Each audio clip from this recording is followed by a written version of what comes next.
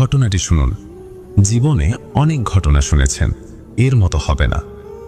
চলুন সরাসরি চলে যাই ঘটনায়। কালো জাদু, পর্ব 01।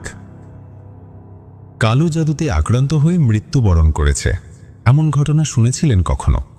হয়তো শুনেছেন, হতে পারে তা কারো মুখে শোনা গল্পে, নতুবা নানি দাদির সেই গল্পে, যে গল্প আমাদের গভীর ঘুমে আচ্ছন্ন করত।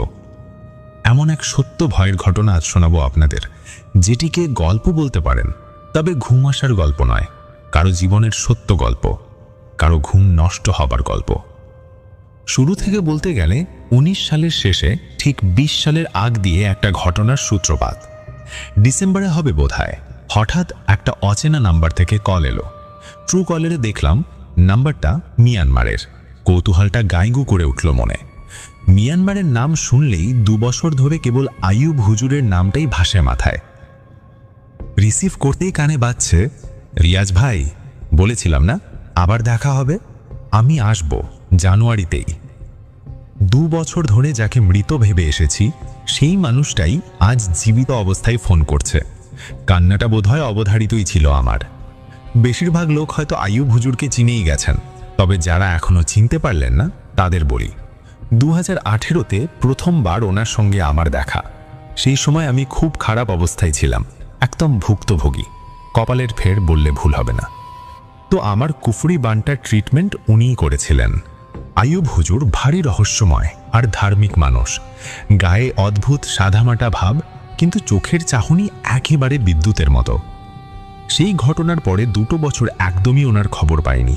এমনকি কিছু ঘটনা চক্রে আমি প্রায় ধরেই নিয়েছিলাম উনি আর বেঁচে নেই। সেটা মাথায় গেঁথে গিয়েছিল, মনে হয়েছিল সব শেষ। একজন মানুষের অভাব বুঝতে পারা যায় ঠিকই, কিন্তু আমার ভেতরটা একদম শূন্য হয়ে গিয়েছিল। সেই শূন্যতা কখনো কাউকেই বোঝাতে পারিনি। কিন্তু হঠাৎ করে 2019-এ ডিসেম্বরে এই অচেনা নাম্বার থেকে ফোন আসে। সেদিন থেকেই 20 সালের জানুয়ারির জন্য দিন গুনতে শুরু করলাম, ওনার সাথে আবার দেখা হবে সেই আশায়। জানুয়ারির শীতটা কক্সবাজারে একেবারে হাড় কাঁপানো শীত। সেই শীতের কামড়ে একেবারে দাঁত কট কট করে ওঠে। রাস্তাঘাট ধোঁয়াটে কুয়াশায় ঢাকা, চোখে ঠেলে কিছুই দেখা যায় না। সকালবেলা শ্বাস নিতেও কষ্ট হয়। ঠান্ডা বাতাস বুকের মধ্যে একদম তীরের মতো বিঁধে যায়। হাত পায়ে একদম জমে আসে, মনে হয় রক্ত টান মেরে গেছে। আর রাস্তার ধারের মোড়গুলোতে লোকজন গরম চায়ের কাপে হাত সেকে বসে থাকে। এমনই শীতের দিনে জানুয়ারির 14 তারিখে আমি আবার গুরুত্বপূর্ণ ফোনটা পেলাম। আইয়ুব হুজুর কল দিয়ে বললেন, উখিয়া বাজার আসো রিয়াজ, আমি স্টেশনে বসা। গাড়িতে করে ছুটছি উখিয়ার দিকে। সেদিন সাগরে শিপ নামানো নিয়ে পার্টনারদের সঙ্গে একটা জরুরি মিটিং ছিল, একেবারে ইম্পর্টেন্ট বড় বিজনেসের ব্যাপার। কিন্তু সেই মিটিং ক্যান্সেল করে দিয়েছি আইয়ুব হুজুর ডেকেছেন বলে। এমন ডাক কি আর ফেলে রাখা যায়? আজ আমার এই অবস্থানের উশিলা তো উনি। জানালা খোলা রেখে গাড়িতে বসে যাচ্ছিলাম। শীতের হাওয়া গায়ে লেগে কাঁটা দিচ্ছিল, কিন্তু আমার মধ্যে তখন অন্য রকম উত্তেজনা। উখিয়ার দিকে এগোচ্ছি আর মনে হচ্ছিল একটা অদ্ভুত যাত্রায় নেমেছি। গাড়ির হেডলাইটের আলোয় কুয়াশা কেটে রাস্তা দেখা যাচ্ছে। আমি ছুটে চলেছি সেই পুরনো স্মৃতির দিকে। 2 বছর পর ওনার সাথে আবার দেখা হওয়ার ইচ্ছেটা যেন আমাকে টেনে নিয়ে চলেছে। উখিয়া বাজারে গাড়ি থেকে নেমে এদিক ওদিক তাকালাম, আর খানিকটা এগোতেই দেখি একটা চায়ের দোকানে আইয়ুব হুজুর বসে আছেন। দূর থেকেই চিনতে পারলাম, তবে চেহারায় অনেকটা বদল এসেছে ওনার। আগে যে শক্তপোক্ত শরীরটা দেখতাম, তার জায়গায় এখন বেশ কাহিল অবস্থা। শুকিয়ে একদম চামড়া মাস্কো মেরে গেছেন, আর শরীরের চামড়াটা একদম কালচে হয়ে গেছে। গায়ে ময়লা কাদা লেগে থাকা একটা শার্ট, চুল এলোমেলো, পরনে পুরনো একখানা মুলিন প্যান্ট। মনে হচ্ছিল বহু দিনের পরিশ্রম আর কষ্টের চিহ্ন নিয়ে বসে আছেন। কিন্তু এক জিনিস দেখেই হালকা হেসে ফেললাম। ওনার ডান হাতে ধরা 1 কাপ গরম চা, আর বাম হাতে সেই চিরপরিচিত আকিস বিড়ি। ধোঁয়া উঠছে কুণ্ডলি পাকিয়ে, ঠিক যেন শুদ্ধ বাংলায় মোকামের গল্প শুনতে বসেছে। আমি আর ধৈর্য রাখতে পারলাম না, ঝটপট এগিয়ে গিয়ে দাঁড়ালাম ওনার সামনে। বললাম, আসসালামু আলাইকুম আইয়ুব হুজুর। আমার গলার আওয়াজ শুনে হুজুর আস্তে করে মুখ তুলে তাকিয়ে সালাম নিলেন। প্রথমে যেন বুঝতেই পারছিলেন না আমি কে, তারপরেই সেই পুরনো চেনা হাসি। এক মুহূর্তে চোখের বিষাদ মুছে গেল। চায়ের কাপটা টেবিলে রেখে উঠে দাঁড়ালেন, আর আমি তখনই শক্ত করে জড়িয়ে ধরলাম ওনাকে। এমন একটা মুহূর্ত, বুকের ভেতর জমে থাকা সব পাথর গলে গেল। এই অনুভূতি কি করে বলি, ভাষাতে এর ঠিক ব্যাখ্যা হয় না। যাকে 2 বছর ধরে মৃত ভেবে এসেছি, সেই মানুষটা এখন আমার সামনে দাঁড়িয়ে। কেউ দেখলে হয়তো বলতো ভূত দেখছি, কিন্তু আমি একদম খুশিতে আত্মহারা। গলা ছেড়ে বললাম, আরে হুজুর, কি দশা আপনার? কোথায় ছিলেন এতদিন? কেন একেবারে গায়েব হয়ে গেছিলেন? হুজুর ধীর স্বরে বললেন, একটা অটো রিকশা নিয়ে চলো বড় বিল এলাকায়, এখানে আমার জন্য নিরাপদ না। স্টেশন থেকে একটা অটো রিজার্ভ করে হুজুরকে নিয়ে পৌঁছে গেলাম বড় বিল। মিয়ানমার বর্ডারের ঠিক 34 কিলোমিটার আগে এটি। জায়গাটা বেশ ঘুমট আর নিঝুম, চারপাশে বড় বড় বিল, মাঝখান দিয়ে একটা সরু রাস্তা চলে গেছে, আর 2-3 কিলোমিটার পর পর ছোট্ট ছোট্ট বাজার, মানে 4-5টি দোকান জুড়ে গড়ে উঠেছে এক একটা হাট। আমরা থামলাম বড় বিল বাজারে। চায়ের দোকানে বসে আয়ুব হুজুর আগের মতোই আড্ডা মারতে লাগলেন আমার সাথে। গল্পের ফাঁকে আমিই জিজ্ঞেস করে বসলাম, হুজুর, এই 2 বছর কোথায় ছিলেন বলুন তো?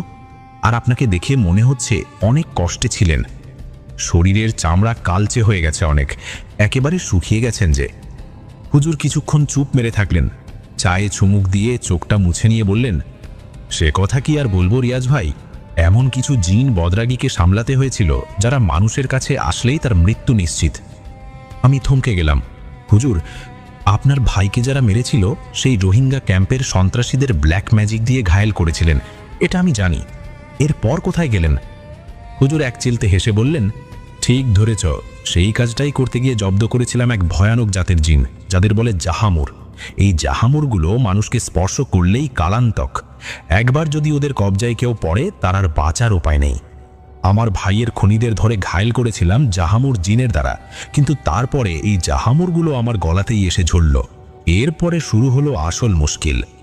হুজুরের বলা কথাগুলো প্রথমে কিচ্ছুটি মাথায় ঢুকছিল না। আমার মুখের হাবভাব দেখে উনি একটু হেসে বললেন, বুঝলে রিয়াজ, মিয়ানমার থেকে পালিয়ে আসতে হয়েছে আমাকে। সেখানকার জিন তান্ত্রিকদের সাথে যা গেড়াকল বাঁধিয়েছি তাতে আমার প্রাণও যেতে পারত। অন্যদিকে কিছু সন্ত্রাস দলও আছে, তা জানোই। এখানে অনেক শত্রু আমার, এদের মধ্যে মানুষই বেশি। আর একটু লুকিয়ে থাকতে হবে, তবে চিন্তা করিও না, সামনেই এক ফুপাতো ভাইয়ের বাড়ি আছে, সেখানেই যাব চলো। জাহামুর জিনের সব কাণ্ড কারখানা খুলে বলবো তোমাকে, শুধু শোনাই না, নিজে চোখেও দেখাবো। আমি চমকে উঠে বললাম, দেখাবেন মানে? কেমন করে দেখাবেন? হুজুর আবার মুচকি হাসলেন, ঠোঁটের কোণ দিয়ে বিড়ির ধোঁয়া ছাড়তে ছাড়তে বললেন, ফুপাতো ভাইয়ের শালা আর শ্বশুর আক্রান্ত হয়েছে এই জাহামুর জিনের হাতে। যা ঘটেছে তা তোমাকে দেখাবো, যা দেখবা তা জীবনেও ভুলতে পারবা না। সত্যি বলতে এমন চমৎকার অভিজ্ঞতা পাওয়ার কথা তো আমি ভাবতেও পারিনি।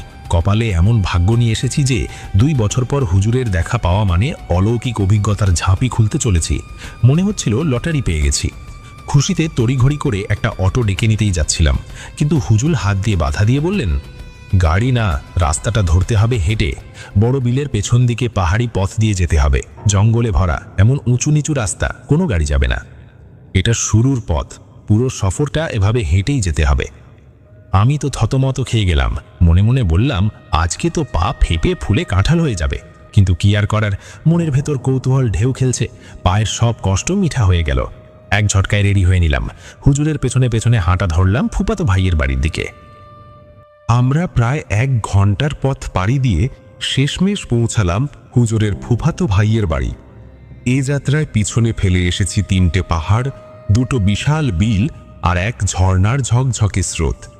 পাহাড়ি পথে পায়ের অবস্থা বেশ কাহিল হয়ে পড়েছে, তবে মনে কেমন একটা রোমাঞ্চ খেলে যাচ্ছে। হুজুরের ফুফাতো ভাই আমাদের দেখে দৌড়ে এসে হুজুরকে জড়িয়ে ধরলেন। মুখে হাসি, কিন্তু চোখের ভেতর চিন্তার ছায়া। তিনি আমাদের ঘরে নিয়ে গেলেন। হুজুর সোজা বলে বসলেন, একখানা লুঙ্গি আর একটা গেঞ্জি দে তো ভাই, আমি একটু গোসল সেরে আসি। ঝর্ণাটা কাছেই ছিল, তাই গোসল করতে ওখানেই গেলেন হুজুর। মিনিট 10 বাদে ফিরে এলেন। ভিজে চুল, দাড়ি এলোমেলো, কিন্তু মুখে এক অদ্ভুত প্রশান্তি। ফুফাতো ভাই আমাদের খেতে দিলেন। খিদে পেটে তখন হাঁক দিচ্ছে, খিচুড়ি আর ডাল, সাথে আলু ভাজা। দারুণ খাওয়া হলো। খাওয়া শেষে উঠোনে গিয়ে বসলাম আড্ডা জমাতে।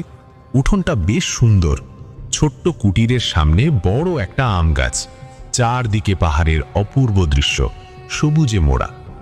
উঠোনের মাঝে ঘন পাতাওয়ালা যে বুড়ো আম গাছ। আমরা সেই গাছের গোড়ায় বসে জম্পেশ আড্ডা মারছি। ফুফাতো ভাই একটু কাতর গলায় বলল, আয়ুব ভাই, দেখলেন তো আমার শালাদের হাল? ঘর জামাই হয়ে এসে দিন কাটাচ্ছি, কিন্তু মনের মধ্যে কি ভয় জানেন তো, কবে আমারও নম্বর আসে। দুটো ভাই তো গেল কেল্লা, এখন বাকি আছে 2 জন। এদের কিছু একটা করে সুস্থ করুন। আমি যে আর পারছি না। বউটার কান্না দেখে নিজেরই খারাপ লাগছে প্রতিনিয়ত। ফুফাতো ভাইয়ের কথা শুনে আয়ুব হুজুর চুপ করে কিছুক্ষণ বসে রইলেন। তারপর একখানা আকিজ বিড়ি ধরিয়ে শান্ত গলায় বললেন, আল্লাহ চাইলে নিশ্চয়ই ওরা সেরে উঠবে। এই পৃথিবীর মাঝে আমিও এক সৃষ্টির অংশ। আল্লাহর দয়ায় কিছু ক্ষমতা হয়তো অর্জন করতে পেরেছি, কিন্তু আমি কারো প্রাণ বাঁচানোর প্রতিশ্রুতি কিভাবে দেব বল তুই? আমার উস্তাদ মাকরাম অর্থাৎ পালিত জিন হুজুর যেভাবে নির্দেশ দেন সেভাবেই কাজ চালায়। তবে মনে হচ্ছে বড়জনটার অবস্থা খুব খারাপ। তার শরীর ভেতর থেকে ক্ষয় হতে শুরু করেছে। ছোটটাকে হয়তো চিকিৎসা করতে পারবো, বাকিটা আল্লাহর ইচ্ছা। ফুফাতো ভাইয়ের মুখে একরাশ বেদনা ফুটে উঠল। তিনি হুজুরের দিকে তাকিয়ে অসহায়ের মতো বললেন, আয়ুব ভাই, আপনি যা পারেন করবেন। বউটার পৃথিবীতে এখন এই 2 ভাই আর বাবা বেঁচে আছে। নিজেকে এতিম ভাবতে শুরু করছে এখন থেকে। শ্বশুর তো এখনো মোটামুটি ঠিক আছে। শালাদের চিকিৎসাটা যেন ফরজ হয়ে গেল এখন। আয়ুব হুজুর আকিজ বিনির ধোঁয়া কুণ্ডলি ছাড়তে ছাড়তে আমার দিকে তাকিয়ে মুচকি হেসে বললেন, রিয়াজ ভাই, বুঝনি কিছু? আচ্ছা, তোমায় ভিন্ন তরিকার বোঝাই। হুজুরের কথায় আমি নড়ে চড়ে বসলাম বোঝার জন্যে। হুজুর বললেন, তুমি আজ বিরাট একটি কাজ ফেলে এসেছ। এটা কিন্তু ভালো করেছ। একটা কথা বলি, যাদের পার্টনার হিসাবে নিয়েছ তাদের মধ্যে লম্বা আর কালো যে লোকটা আছে তার নিয়ত ঠিক নেই। লাভ বাড়লেই সে তোমাদের সাথে পল্টি নেবে। আমি একটু অবাক হয়ে মুখ বেঁকিয়ে বললাম, হুজুর, লম্বা আর কালো তো আমিই আছি, আপনি কি আমার কথাই বলছেন?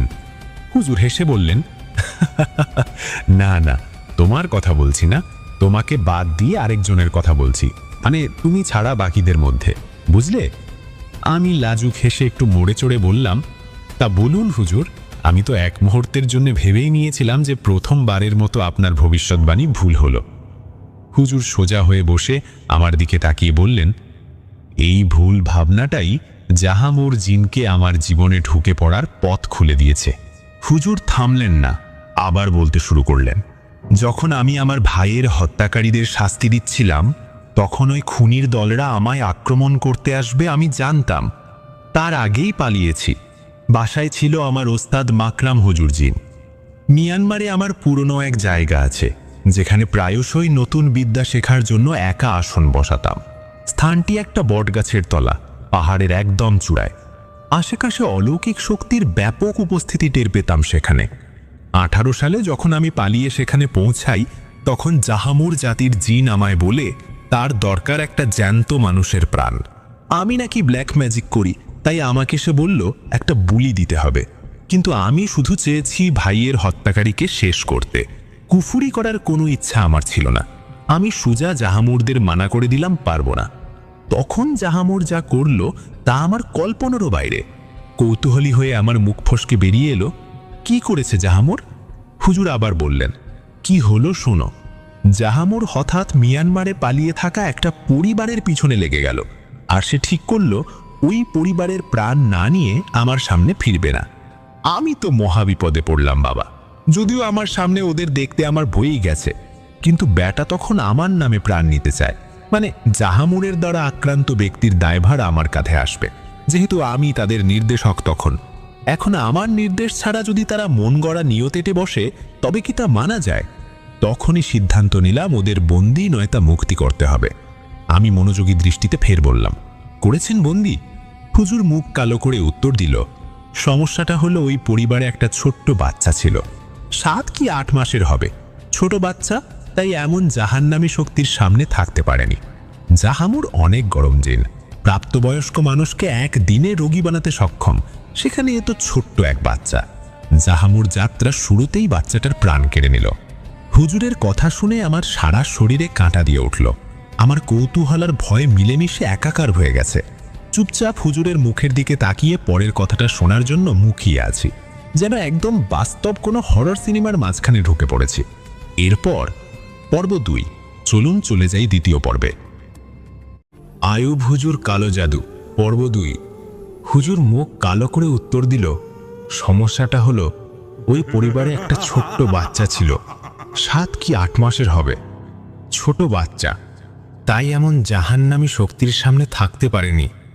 জাহামুর অনেক গরম জিন প্রাপ্তবয়স্ক মানুষকে একদিনের রুগী বানাতে সক্ষম, সেখানেই তো ছোট্ট এক বাচ্চা। জাহামুর যাত্রার শুরুতেই বাচ্চাটার প্রাণ কেড়ে নিল। হুজুরের কথা শুনে আমার সারা শরীরে কাঁটা দিয়ে উঠল। আমার কৌতূহল আর ভয় মিলেমিশে একাকার হয়ে গেছে। চুপচাপ হুজুরের মুখের দিকে তাকিয়ে পরের কথাটা শোনার জন্য মুখিয়ে আছি, যেন একদম বাস্তব কোনো হরর সিনেমার মাঝখানে ঢুকে পড়েছি। এরপর হুজুর আবার বলতে শুরু করল, ওদের ওপরে আমার বড্ড রাগ আসে। আমার 42 বছর বয়স গলে গেল, কেউ কোনোদিন বলতে পারবে না আমি নিরপরাধ কাউকে আঘাত করেছি। একেবারে বৈচিত্র্যে ভরা জীবন কাটালাম, কিন্তু এই জাহামুরের কারণেই বুকে এক ফালি কাঁটা বসে গেল।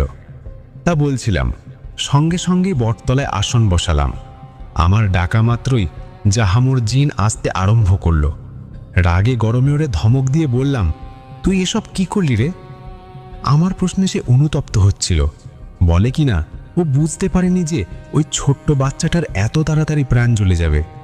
আমার মাথায় তখন আর কিচ্ছু আসছিল না। ভাবলাম এরে তো আর ছাড়তে পারি না। সঙ্গে সঙ্গে আমার থেকে মুক্তি দিয়ে দিলাম, যাতে পরের বার এসব রাগ বা ক্ষোভে আর কোনো মানুষের ক্ষতি না করে।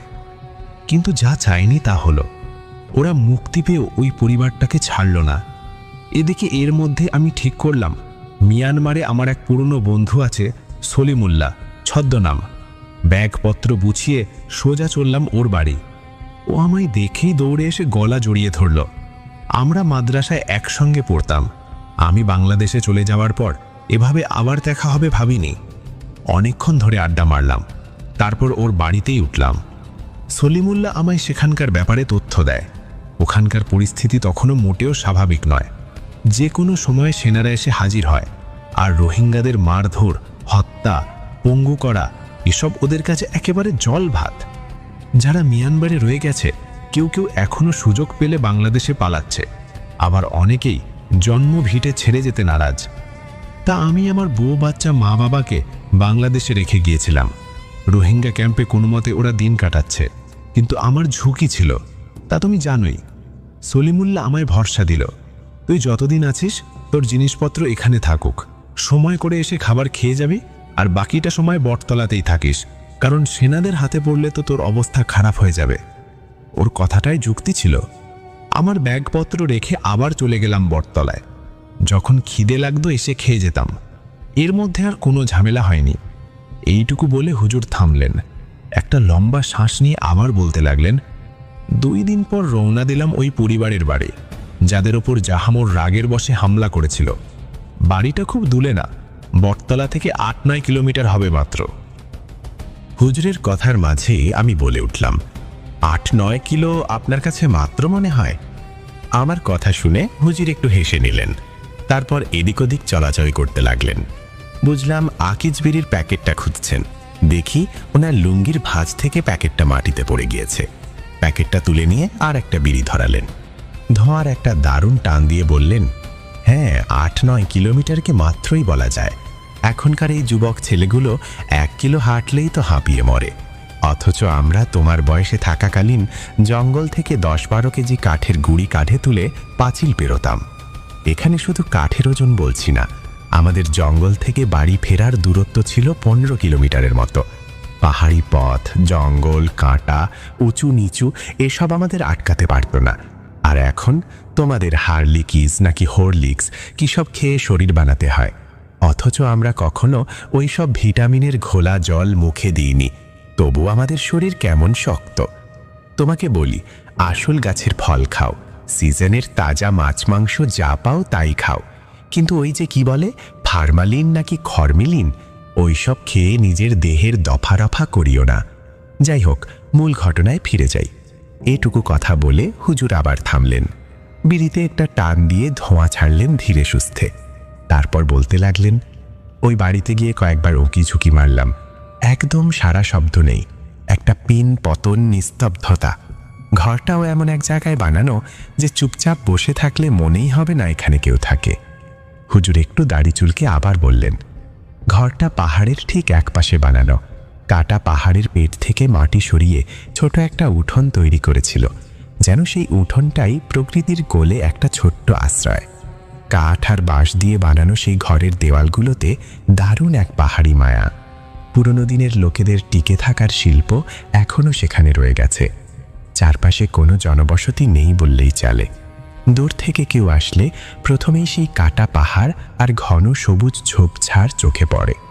ঘরের ছাদটা ঢালু করে বাঁশের চটা আর কাঠ দিয়ে বানানো, যাতে পাহাড়ি বৃষ্টি জল গড়িয়ে পড়ে। কিন্তু এখন সব কিছুতে একটা ফাঁকা ফাঁকা ভাব।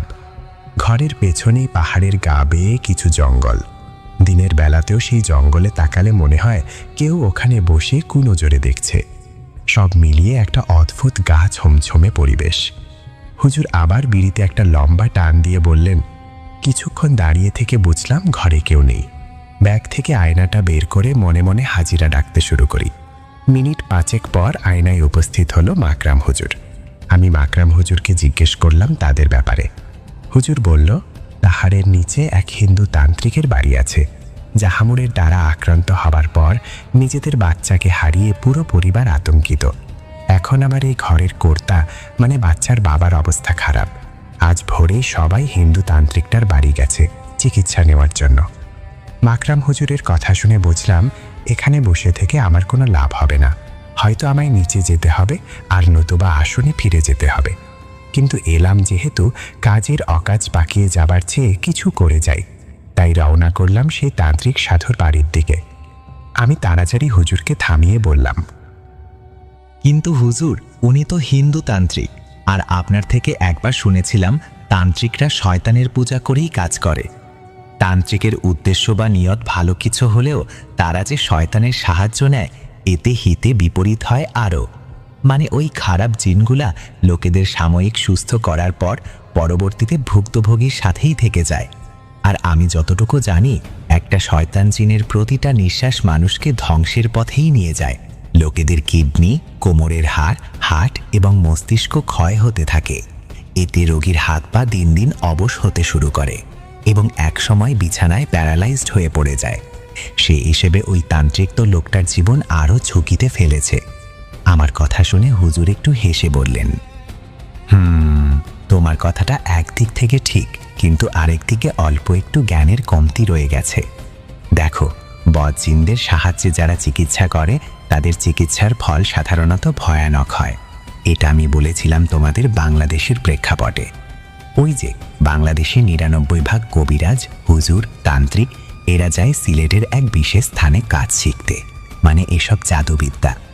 সেখানে যারা কাজ শেখায় তারা হচ্ছে হিন্দু ধর্মের, এবং ওখানে কালো জাদুর চর্চা ছাড়া কিছুই হয় না।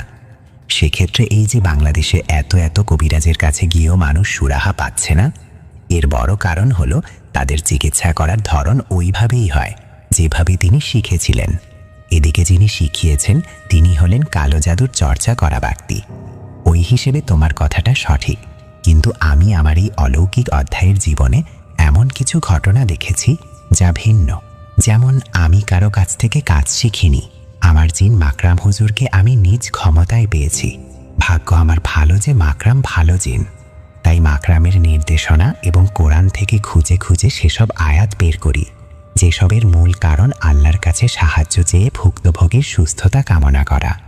সুস্থতার জন্য মাকরাম যে নিয়ত করতে বলে সেই নিয়ত পূরণ করা, এবং কিছু আমল যেসব আমাকে হাজিরাতে বসে করতে হয়।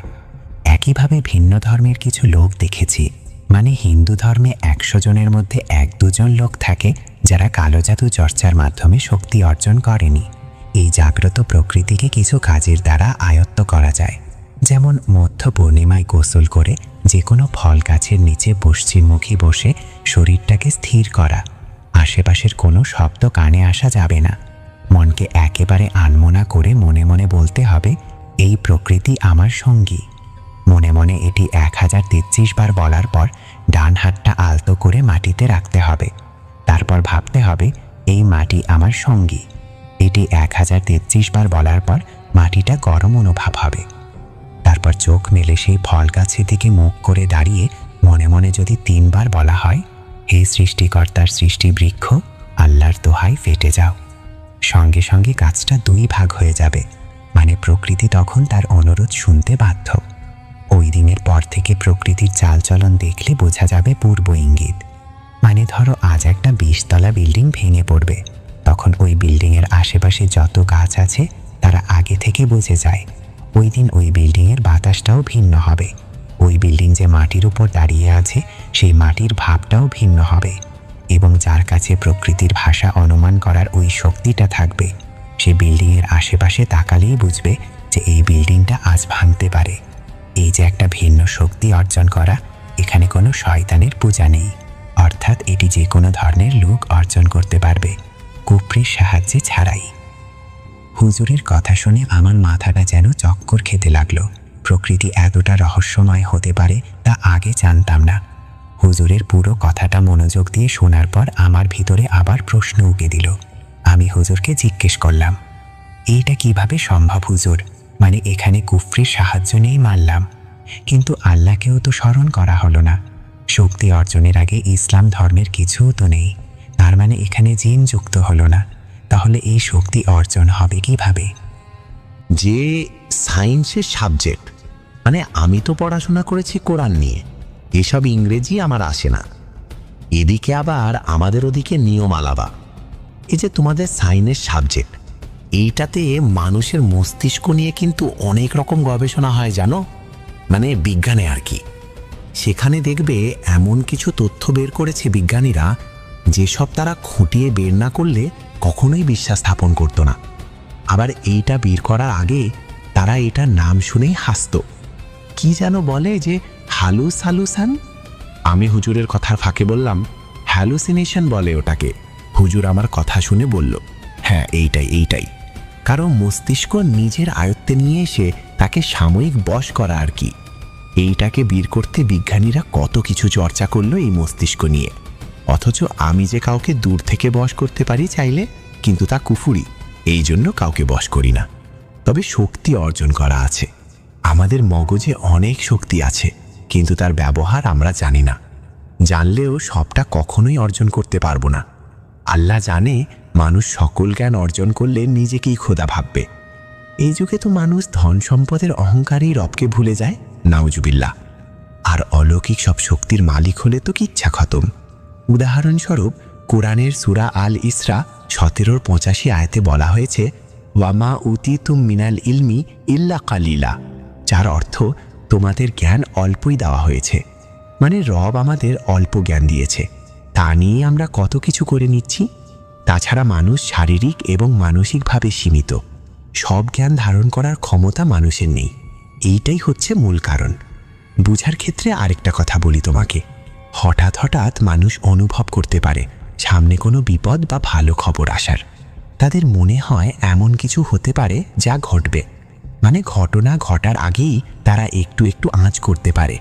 এই যে একটু একটু আঁচ করা, এইটার অর্থ হলো তার মগজের শক্তিটা জাগ্রত হতে চায়, কিন্তু সেটিকে জাগ্রত করার শক্তি অর্জন করা হয়নি।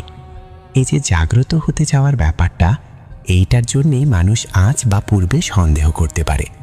আর যে জাগ্রত করেছে সে প্রকৃতির ভাব দেখেই পুরোপুরি নিশ্চিত হতে পারে। নাও, কোরআন বিজ্ঞান দুটো থেকেই বুঝালাম। এইবার তো বুঝলে এটি কিভাবে অর্জন হয়। হুজুরের ব্যাখ্যা শুনে আমি হা হয়ে গেলাম।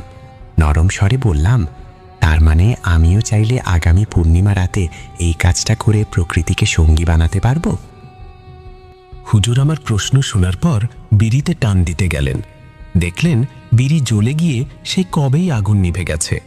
তখন বিড়িটা ফেলে দিয়ে হুজুর আমাকে বলতে লাগলেন, তুমি তো পড়াশোনা করা ছেলে, তুমি কোন বিষয়ের উপর পড়াশোনা করতেছ? হুজুরের প্রশ্নে আমি গলা ছাকিয়ে গর্বের সাথে বললাম, আজ্ঞে হুজুর, আমি কমার্সের স্টুডেন্ট, ব্যবসার প্রতি ঝোঁক বেশি জানেন। বাবা অনেক চেষ্টা করেছে সায়েন্সের সাবজেক্ট মাথায় তুলে দিতে, কিন্তু আমাকে তো আপনি চেনেন। তখন কেঁদে কেটে খাবার না খেয়ে অভিমানের নাটক শুরু করি। এরপর বাবা রাজি হলেন কমার্সের ব্যাপারে। আমার কথা থামিয়ে তখন আইম হুজুর বলতে লাগলেন, এই তো মাত্র বললে। আমার কথা শুনে হুজুর হেসে বললেন, হা হা হা, যত সোজা ভাবছ এতটাও সোজা না। এই শক্তি অর্জন করার আগে আরও কিছু শক্তি অর্জন করতে হয়, তারপর এটা করতে পারবে। নয়তো মস্তিষ্কে এমন চাপ পড়বে যার ফলে লোকের মৃত্যুও হতে পারে। যেমন পড়াশোনা অর্জন করতে আগে শিশুতে ভর্তি হতে হয়, এরপর ধীরে ধীরে উপরের দিকে স্কুল শেষ করে তারপর কলেজ, এরপর ভার্সিটি। এইভাবে ধীরে ধীরে আগানোর অর্থ উপরের জ্ঞান অর্জন করতে হলে নিচের জ্ঞান অর্জন করা লাগবে। হুট করে 5 বছরের বাচ্চা যদি কলেজে ভর্তি হয়, তখন তার মানসিক হাল কেমন হবে বুঝতেই পারছো। এইবারও হুজুরের কথায় সম্মতি দিলাম। এরপর বললাম, আচ্ছা, তার মানে কিছু হিন্দু তান্ত্রিক এইভাবে জ্ঞান অর্জন করে আর শক্তি পায়, কিন্তু এইটা দিয়ে তো চিকিৎসা করা সম্ভব না, তা কিভাবে করে? আমার প্রশ্নে হুজুর আবার বলতে লাগলেন, খুবই সোজা। 100 জন তান্ত্রিকের মধ্যে 98 জন কুফরি বা শয়তানের অনুসরণ করলেও বাকি 2 জন মস্তিষ্ক সক্রিয় করতে কোনো ধর্ম ছাড়াই চর্চা শুরু করে, এবং যত তারা শেখে তত সৃষ্টিকর্তার প্রতি বিশ্বাস বাড়ে। ধর্মের পার্থক্যের কারণে তারা সরাসরি রবের নাম না নিলেও ইসলামিক নিয়মেই নিয়ত পরিচালনা করে।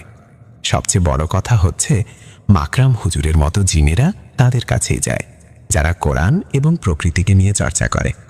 বাকিরা শয়তানের অনুসারী হয়ে কাজ করে, কারণ কুফরি করা খুবই সোজা।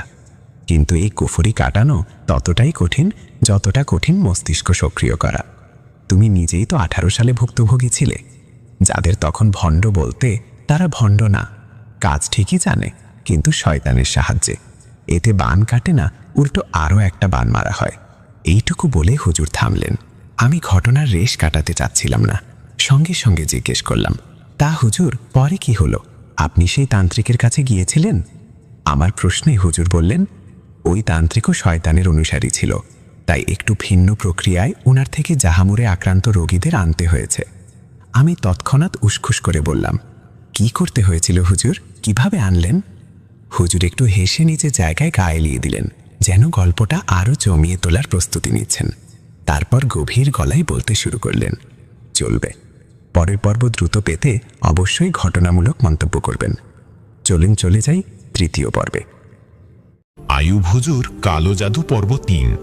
আমি তৎক্ষণাৎ উসখুস করে বললাম, কি করতে হয়েছিল হুজুর, কিভাবে আনলেন? হুজুর একটু হেসে নিজের জায়গা গা এলিয়ে দিলেন, যেন গল্পটা আরও জমিয়ে তোলার প্রস্তুতি নিচ্ছেন। তারপর গভীর গলায় বলতে শুরু করলেন, হাঁটতে হাঁটতে নিচের দিকে গেলাম। পাহাড়ি সিঁড়ে, মানে কাটা মাটির খাজে খাজে পা দিয়ে নামতে হয়। অনেকটা নেমে দেখলাম আরেকটু নামলেই তান্ত্রিকের উঠোনে পৌঁছে যাব। যেখানটায় দাঁড়িয়ে আছি সেখান থেকে শুধু তান্ত্রিকের ঘরের টিনের ছাদটাই দেখা যায়। পাহাড়ের ওই কাটা খাঁজে দাঁড়িয়ে মনে করলাম মাকরাম জিনকে। কানে গায়েবী আওয়াজ ভেসে এলো, বলুন হুজুর, কি করতে হবে? আমি মাকরামকে আদেশ দিলাম তান্ত্রিকের আসন তছনছ করে দিতে এবং তান্ত্রিকের কালো জাদুর প্রভাবে যে আবহাওয়া তৈরি হচ্ছে তা বন্ধ করার জন্য। হুজুরকে আটকে দিয়ে আমি আবার জিজ্ঞেস করলাম, হুজুর, আবহাওয়া বলতে ঠিক কি বুঝলেন, মানে কিরকম আবহাওয়ার কথা বলছেন? আমার প্রশ্নে হুজুর একটু গলা খাকারি দিয়ে স্পষ্ট করে বললেন, দেখো, কালো জাদুর মন্ত্র যখন পড়া হয় তখন বাতাসে একটা বিদঘুটে গন্ধ ছড়ায়। এই গন্ধ কিন্তু সবাই পাবে না, এটা পাবে বদজিন আর ভালো জিনেরা। ভালো জিনেরা ওরকম গন্ধ পেলেই বুঝে যায় যে আশপাশে কুফরির কাণ্ড কারখানা শুরু হয়েছে। তখন আর ওরা ওই জায়গায় দাঁড়িয়ে থাকে না, এক্কেবারে ছুটে পালায়। আর বদজিনেরা, তারা সেসব গন্ধ শুকেই দৌড়ে চলে আসে, এক্কেবারে তান্ত্রিকের আসনে গিয়ে হাজির। তান্ত্রিক তখন বোঝে যে শয়তান এসে গেছে। এরপর তান্ত্রিকরা শয়তানকে খুশি করে তার থেকে আদেশ নেয়। এই সব আদেশ সবটাই কুফরি কাজকর্ম, এগুলো দিয়ে কখনো কারো ভালো হয় না। তাই এই বিদঘুটে গন্ধ আর ওই সময়ের অদ্ভুত পরিবেশটাই কালো জাদুর সেই আবহাওয়া তৈরি করে। এইটাই আমার কাছে কথাগুলো বেশ জমে উঠেছিল। আমি আরেকটু গুটিসুটি মেরে বসলাম, যেন হুজুরের একটা কথাও মিস না হয়। হুজুর আবার গলা খাকারি দিয়ে বলতে শুরু করলেন, মাকরাম গিয়ে যখন তান্ত্রিকের আগুনটা নিভিয়ে দিল, তান্ত্রিক তখনই ধরে ফেলে যে আশপাশে অন্য কোনো শক্তি ঢুকে পড়েছে। আমি সঙ্গে সঙ্গেই হুজুরকে থামিয়ে বলে বসলাম, মানে তান্ত্রিকের নেগেটিভ এনার্জি তাড়িয়ে আপনার পজিটিভ এনার্জি এসে গেছে, তাই তো? আমার কথা শুনে হুজুর একটু গম্ভীর মুখে তাকিয়ে রইলেন আমার দিকে। আমিও তার দিকে চুপচাপ তাকিয়ে রইলাম। একটু চুপ থাকার পরে হুজুর কপালের ভাঁজ আরও গাঢ় করে বলে উঠলেন, নেগেটিভ এনার্জি আবার কি রে বাবা? আমি একেবারে থতমত খেয়ে গেলাম। তাড়াতাড়ি বললাম, আরে না না, আমি তো বলতে চাচ্ছিলাম যে বড জিন তাড়িয়ে ভালো জিনের উপস্থিতি হয়েছে। তান্ত্রিক এই জিনিসটাই বুঝেছে। হুজুর এবার মুখে এক চিলতে হাসি এনে বললেন, ও আচ্ছা, হ্যাঁ ঠিকই ধরেছ। পজিটিভ এনার্জির উপস্থিতি টের পেয়েছে তান্ত্রিক, আর মাকরাম গিয়ে কোষে একখানা বসিয়েছে তান্ত্রিকের কোমরে। ব্যাস, তান্ত্রিক তো আসন ছেড়ে উঠে দৌড় শুরু করলো। উপর থেকে আমি দেখছি তান্ত্রিক ঘর থেকে ছুটে এসে উঠোনে গিয়ে দাঁড়ায়, আর তার পিছু পিছু জাহামুরে আক্রান্ত পরিবারের লোকজনও বাইরে বেরিয়ে আসে। তান্ত্রিক তখন ওদের দিকে তাকিয়ে বলে, ভগবান ভগবান, আমি কোথায় এসে পড়লাম গো? আপনাদের ওপর তো বিরাট এক শয়তানের নজর পড়েছে। দেখুন, আমার কোমরটাও ভেঙে দিয়েছে রে। পারবো না গো আপনাদের এই ঝামেলা মেটাতে। আমাকে ছেড়ে দিন, দয়া করে আমার মঙ্গল করুন। এই বলে তান্ত্রিক তাদের তাড়িয়ে দিল সেখান থেকে। হুজুরের কথা শুনে আমার হাসি আর থামে না। একেবারে হেসে হেসে গড়াগড়ি খেতে লাগলাম। হাসতে হাসতেই বললাম, ওই বেটা তান্ত্রিক তো মনে করছে মাকরাম এসে তাদের উপর ভর করেছে। কি দারুণ মজার কাণ্ড এটা হুজুর। হুজুরও আমার হাসি দেখে মুচকি মুচকি হাসতে লাগলেন। মুখে একটা দারুণ সুকৌশলী হাসি এনে বললেন, আরে ওসব তান্ত্রিকদের কাছে সবকিছুতেই ভয়। একটু ঘাড়ে গরম লাগলে ভাবে ভূত এসে গেল। এই জন্যই তো ওদের আসনগুলো এত সহজে ভাঙা যায়। আমার হাসি দেখে উঠোনের বাকিরাও হেসে দিল। সবাই একসাথে হাসি ঠাট্টা করছে। হুজুরের চাহনি ছিল সবার হাসি থামার অপেক্ষার। কয়েক মুহূর্ত বাদে হুজুর আবার বলতে লাগলেন, বুঝলে, আমি তখন ওদের আগেই পরিবারটার বাড়ি গিয়ে পৌঁছালাম। আমার যাবার মিনিট 5 পর গেলেন ওই পরিবার। বাড়ির সামনে আমায় দেখতে পেয়ে সেই পরিবারের কর্তা আমিন সাহেব এগিয়ে এলেন। সামনে এসে তিনি বললেন, আসসালামু আলাইকুম, কে আপনি? ওনার প্রশ্নে তখন আমি বললাম, ওয়ালাইকুম আসসালাম। আমায় চেনবেন না, আমি আপনাদেরই লোক। হয়তো আপনারা পালিয়ে এসে এই পাহাড়ের কোণে লুকিয়ে ঘর করেছেন, আর আমরা গিয়েছিলাম বাংলাদেশে। আমার কথা শুনে লোকটা বুঝলেন আমিও রোহিঙ্গা। এরপর তিনি ফের বললেন, আচ্ছা আচ্ছা, তা এখানে এলেন কি চক্করে? আমি বললাম, আপনাদের একটা ছোট বাচ্চা মারা গেছে কদিন আগে, যার পিছনে ছিল কিছু বদজিনের আক্রমণ। বাচ্চার প্রাণ নেবার পর এখন আপনাদের পিছন লেগেছে। আমি এসেছি আল্লাহর দয়ায় আপনাদের ঠিক করতে। ধরে নিন খোদা আমাকে উসিলা করে পাঠিয়েছেন। আমার কথা শুনে লোকটা চোখ বড় বড় হয়ে গেল। উনি বলেন, এ তো একেবারে জাদু সিনেমার মতো ব্যাপার, আপনি জানলেন কিভাবে? উনি এ কারণেই অবাক হলেন যে তাদের বাচ্চার মৃত্যুর খবর ঘরের মানুষ ছাড়া কেউ জানে না, যেখানে তারা হিন্দু তান্ত্রিককেও বলেননি বাচ্চার কথা। একরকম গুপি বাঘার গল্পের মতো। লোকটা আমায় মেহমানের মতো গ্রহণ করলেন। বাসায় নিয়ে গিয়ে আগে বসতে দিলেন, তারপর ঠান্ডা এক গ্লাস পানি এগিয়ে দিলেন। এই নিন ভাই, গরমে একেবারে সাঙ্গপাঙ্গ হয়ে গেছেন তো। গলাটা এমনিতেই শুকিয়েছিল আমার। টুক করে গিলিয়ে নিলাম গ্লাস ভর্তি পানি। পানি খাওয়া শেষে নিলাম আকিস বিড়ির প্যাকেট। একটা বিড়ি বেয়ে করে যেই না ধরাবো, তার আগে দেখি ওই পরিবারের সব লোক আমার দিকে কেমন একটা নজরে তাকিয়ে আছে। এইটুকু শোনার পর আমি হুজুরকে বললাম, তাকাবে না? আমিও প্রথমবার কিভাবে তাকিয়েছিলাম মনে নেই। জানি আপনি যখন আসন ডাকেন বা যখন রোগীর ট্রিটমেন্ট করেন তখন সিগারেট খান না। তাছাড়া সিগারেট ছাড়া আপনার অন্য কোনো বদ অভ্যাসও নাই। তাই বলে রোগীর সামনে সিগারেট খাবেন, এমত অবস্থায় তো নতুন যে কেউই আপনাকে ভণ্ড ভাববে। বোঝেন তো হুজুর? আমার প্রশ্নে হুজুর বললেন, সে কে কি ভাবলো তা নিয়ে আমার এক্কেবারে কিছু যায় আসে না। সিগারেট কিভাবে বদভ্যাসে ঢুকে পড়লো আমার জীবনে, সেটা তোমায় কোনো একদিন বলবো। তবে আজ আর সেই নিয়ে প্যাচাল পারছি না। আমার কথা হচ্ছে, আসন বসানোর সময় আমি একরকম, আর আসন শেষে আমি সাধারণ মানুষ, বোঝো তো? যদি সিগারেটের জন্য আমি লোকেদের ট্রিটমেন্ট করতে ব্যর্থ হতাম, তখন গিয়ে সেই নিয়ে বড় বড় কথা বলার বিষয় ছিল। কিন্তু দেখো, ব্যক্তিগত বদ অভ্যাস তো আলাদা, আর কর্মক্ষেত্র একেবারে আলাদা। এটা তো একেবারে দুই জিনিস। তোমরা যা ভাবো ভাবো, তবে এটা বুঝে রেখো, এই সিগারেট আমার কাজে কখনোই বাধা হয়নি। এইটুকু বলে হুজুর এবার আর একটা আকিস বিড়ি ধরালেন। আমি আর কোনো কথা তুললাম না, একেবারে চুপসে গেলাম। হুজুর বিড়ির ধোঁয়া ছাড়তে ছাড়তে ফিরে গেলেন তার ঘটনার কথায়। ওনাদের চাহনি দেখে আমি বুঝলাম আমার বিড়ি ধরানোতে তারা একেবারে মনক্ষুণ্ণ। বিড়িটা ধরিয়ে তাদের একই কথা বললাম, যেটা তোমায় বলেছিলাম মনে আছে তো? আমরা নামাজ পড়ি মসজিদে। মসজিদে যারা আসে তারা কিন্তু একরকম নয়। কেউ সিগারেট খায়, কেউ ঘুষ খায়, কেউ বা সুদ নেয়। কিন্তু মসজিদে এসে সবাই আল্লাহর ইবাদত করার নিয়তে এক জায়গায় বসে। যারা সিগারেট খায় তারা মসজিদের বাইরে খেয়ে আসে বা বেরিয়ে পরে খায়। আমিও এই অঙ্কটাই ধরে চলি। তোমাকে যে জবাব দিয়েছিলাম তারাই বা আলাদা কি? তারাও একই জবাব পেল। তবে হ্যাঁ, তখনও তারা আমার উপর পুরোপুরি ভরসা করতে পারেনি, একদম তোমার মতোই। হুজুরের কথা শুনে আমি অস্বস্তি নিয়ে একটু নড়ে বসলাম। জানি তার এই অদ্ভুত যুক্তি এবং আত্মবিশ্বাসে গভীর সত্য লুকিয়ে আছে। হুজুর আবার বললেন, বিড়ি শেষ করে ব্যাগপত্র রাখলাম তাদের বাসায়। এরপর অজু করে এসে আসন বসালাম তাদের ঘরে। জায়নামাজ বের করে বসলাম, আয়নাটা নিলাম আর বাকি টুকটাক আসবাবপত্র। আল্লাহর নাম নিয়ে শুরুতে ডাকলাম মাকরামকে। মাকরাম হাজির হয়েই সবার আগে বললেন, আয়ুব হুজুর, খুব সাবধানে করতে হবে। জাহামুর তখন আপনার পালিত জিন ছিল, তাই সম্মান করেছে। এখন এরা আপনার শত্রু। জানেন, তাদের স্পর্শে মানুষের মৃত্যুও ঘটে। তার চেয়েও বড় কথা হচ্ছে, জাহামুর এখন অন্যের মন্ত্রে পরিচালিত হচ্ছে, এক বিধর্মী তান্ত্রিকের ইশারায়। সাবধানে। হুজুরের কথা শুনে আমার সারা গা কাটা দিল। ভয় আমার শিরদাঁড়ার ওপর হামাগুড়ি দিচ্ছে। তবুও মুখিয়ে রইলাম পরের ঘটনার জন্য। চলবে, পরের পর্ব দ্রুত পেতে অবশ্যই ঘটনামূলক মন্তব্য করবেন। চলুন চলে যাই চতুর্থ পর্বে। আয়ুব হুজুরের কালো জাদুর পর্ব চতুর্থ। চলুন শুরু করা যাক। মাকরাম হাজির হয়ে সবার আগে বললেন, আয়ুব হুজুর, খুব সাবধানে করতে হবে। জাহামুর তখন আপনার পালিত জিন ছিল, তাই সম্মান করেছে। এখন এরা আপনার শত্রু। জানেন, তাদের স্পর্শে মানুষের মৃত্যুও ঘটে। তার চেয়েও বড় কথা হচ্ছে, জাহামুর এখন অন্যের মন্ত্রে পরিচালিত হচ্ছে, এক বিধর্মী তান্ত্রিকের ইশারায়। সাবধানে। হুজুরের কথা শুনে আমার সারা গা কাটা দিল। ভয় আমার শিরদরার উপর হামাগুড়ি দিচ্ছে। তবু মুখিয়ে রইলাম পরের ঘটনার জন্য। হুজুর আস্তে করে বলতে শুরু করলেন, মাকরামের কথাটা একেবারেই ফেললাময়। আমিও ওর কথায় কান দিয়েছি। ঠিক করলাম আসনটা আগে সাজিয়ে নিই। রোগীদের বললাম, আপনারা বরং পাশের ঘরে গিয়ে বসুন।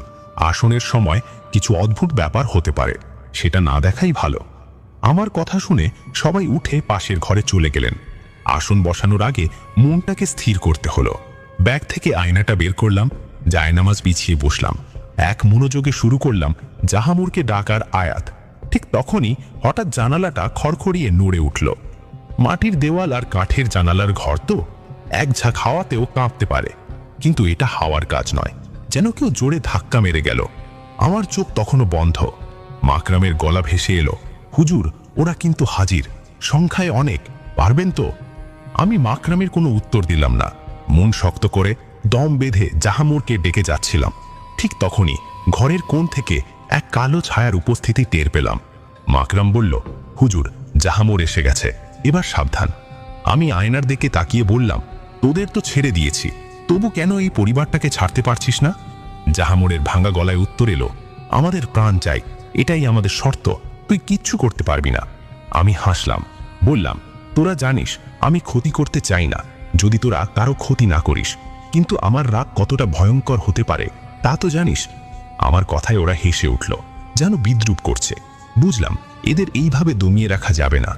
এবার দম নিয়ে শুরু করলাম, তার মিহিম বিহিজারাতিম মিন সিজ্জিল ফাজালাহুম কাআসফিম মাকুল। এই আয়াত শুনে জাহামুরের গা জ্বলে উঠল। ও চিৎকার করতে লাগলো। আমি আয়নার দিকে তাকিয়ে শাস্তি দিতে শুরু করলাম। ঠিক তখনই ঘরের কোণ থেকে আরেকটা কালো অবয়ব আমার দিকে তেড়ে এলো। আমি চট করে ওদিকে তাকাতেই সেটা গায়েব। এই সুযোগে ওরা শাস্তি দেওয়া জাহামুরকে নিয়ে পালিয়ে গেল। তবে আমি থেমে থাকার লোক নই। মাকরাম নির্দেশ দিল সূরা আল হাশার 59 নম্বর আয়াত উচ্চারণ করার জন্য। এতে জিন বন্দি করতে সুবিধে হয়। আমি পড়তে শুরু করলাম, হুয়াল্লাহুল্লাযী লা ইলাহা ইল্লা হুয়া আলিমুল গায়বি ওয়াশ শাহাদা। ঘরের বাইরে তখন অদ্ভুত শব্দ। কেউ ঘুরে ঘুরে ঘরটাকে ঘিরে ফেলেছে। বাতাসে এক ভয়ানক কাঁপুনি। বুঝলাম এরা পুরো দল নিয়ে এসেছে আমার মোকাবিলা করতে। ঘরের বাতি নিমিষেই ম্লান হয়ে এলো। আয়নার প্রতিফলনে কয়েকটা কালো অবয়ব ঘুরছে দেখতে পেলাম। আমি নির্ভীকভাবে সূরা পাঠ চালিয়ে গেলাম। আমার কণ্ঠ যত জোরালো হচ্ছে, ওদের অস্থিরতা ততই বাড়ছে। হুজুরের মুখে এতদূর শোনার পর আমার শরীরে রক্ত জমে গেল। চারপাশের পরিবেশ আরো ভারী হয়ে উঠল। তিনি আবার বলতে শুরু করলেন। মাকরামকে জিজ্ঞেস করলাম, এবার কি করণীয়? মাকরাম আমায় বলল, হুজুর, সময় নষ্ট করলে চলবে না, এদের শক্তি বাড়ছে, তাড়াতাড়ি সিদ্ধান্ত নিন। আমি আল্লাহর নাম নিয়ে আবার আয়াত পাঠ করতে শুরু করলাম। ঠিক তখনই অলৌকিক কিছু একটা শুরু হলো।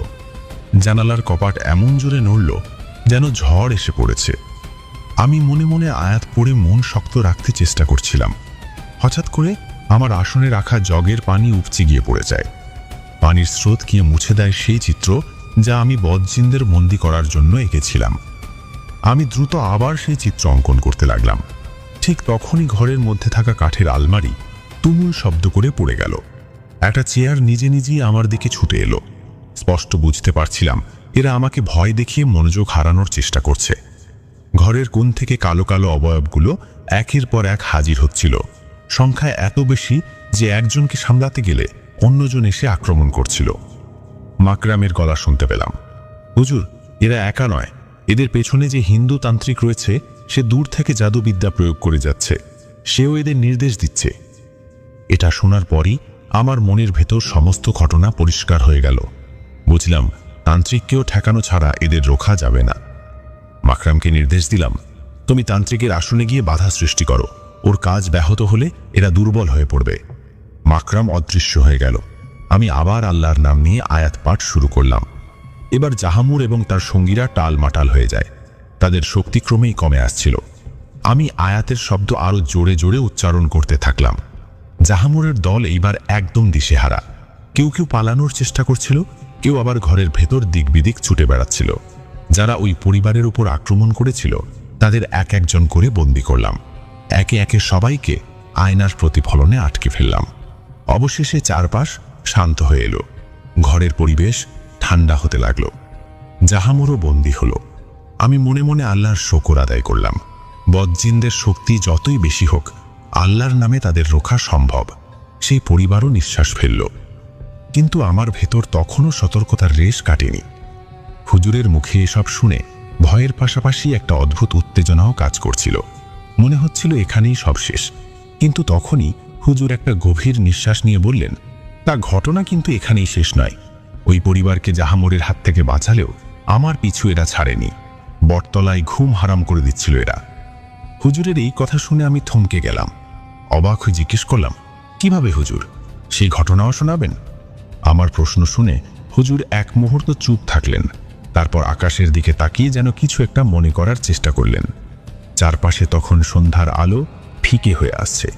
ঘরের সামনের উঠোনে সবাই হুজুরের কথায় ডুবেছিল এতক্ষণ। অবশেষে হুজুর আমার দিকে তাকিয়ে মৃদু হাসলেন, বললেন, দেখো সন্ধ্যা নামছে, এই ঘটনার কথা পরে বলবো, আগে ফুপাতো ভাইয়ের শালাদের চিকিৎসাটা করি, চলো, তারা অপেক্ষা করছে। হুজুরের এই কথা শুনে এতক্ষণ উঠানে যারা চুপচাপ বসেছিল তারা নড়ে চড়ে উঠল। মনে হচ্ছিল তারাও হুজুরের গল্পের গভীরতায় হারিয়ে গিয়েছিল। কারো মুখে কোনো কথা নেই, সবাই হুজুরের পরবর্তী নির্দেশের অপেক্ষায়। আমি চুপচাপ হুজুরের পিছু নিলাম, কিন্তু মনের ভেতর তখনও একটা অদ্ভুত কৌতূহল কাজ করছিল।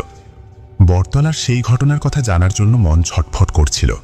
তবে বুঝতে পারছিলাম এই গল্প শোনার জন্য আমাকে আরও কিছুটা ধৈর্য ধরতে হবে। হুজুর ঘরে ঢুকে এক হাতে জায়নামাজ বিছিয়ে দিলেন। তার ফুপাতো ভাই ততক্ষণে এক গ্লাস পানি, এক বাটি চাল, কোরআন শরীফ, তসবিহ আর ছোটখাটো কিছু জিনিস এনে হাজির। ওনার গম্ভীর চোখ মুখ দেখে বোঝা যাচ্ছিল এখান থেকে সহজে কিছু মিটবে না। তারপর হুজুর ফুপাতো ভাইয়ের শালাদের ডাক দিলে তারা সবাই মাথা নিচু করে ঘরে ঢোকে। আমি তখন উত্তেজনায় বসে থাকতে পারছি না। এত কিছু ঘটে গেল, আর এখন যদি হুজুরের এই জিন তাড়ানোর আসল ট্রিটমেন্ট না দেখি তবে যেন বিশাল কিছু মিস হয়ে যাবে। হুজুর আসনে বসে চোখ বন্ধ করে আল্লাহর নাম নেয়া শুরু করলেন। তার মুখে একের পর এক কোরআনের আয়াত। ঘরের ভেতর তখন হাওয়ার গতি বেড়ে গেল। বাইরে বাতাসে থাকা পাতা, ধুলা সব জানালার ফাঁক দিয়ে ভেতরে ঢুকতে লাগলো। এমনকি ঘরের কাঠের খাটিয়াও একটু একটু করে নড়তে শুরু করলো। এক অজানা গন্ধ চারদিকে ছড়িয়ে পড়ল, যেন মাটি ভিজে গিয়ে কোথাও পচা গাছপালা পড়ে আছে। সে গন্ধ ভেসে আসছে কক্ষে। চাল পাতার বেড়ার ঘরটা এক অদ্ভুত কাঁপুনিতে কাঁপছিল। আলোর লাইন তো আগেই গিয়েছিল। কেরোসিন বাতির টিমটিমে আলোয় পুরো ঘর মায়াবী অন্ধকারে ডুবে গেল। কিসের একটা চাপা শব্দ কানে আসতে লাগলো, বোধহয় কারো নিঃশ্বাসের আওয়াজ। কিন্তু এ তো মানুষের মতো নয়, গড় গড় আওয়াজে এক অদ্ভুত ঠান্ডা কাঁপন ধরানো শব্দ। আমার শরীর দিয়ে হিমশীতল স্রোত বয়ে যায়। হুজুরের তসবির শব্দ তখন স্পষ্ট হয়ে উঠল। জানালার বাইরে থেকে কুকুরের গা শিরশিরে ডাক শোনা যাচ্ছে। বুঝলাম ওরা ভয়ে কেঁপে উঠছে। দূরে কোথাও একটা পেঁচার তীক্ষ্ণ ডাক ভেদ করে ঘরের অদ্ভুত নিস্তব্ধতাকে আরও গাঢ় করে তুলল। একসময় ঘরের কোণ থেকে মৃদু একটা ফিসফিসানি শোনা যায়। কেউ ধীরে ধীরে আসছে।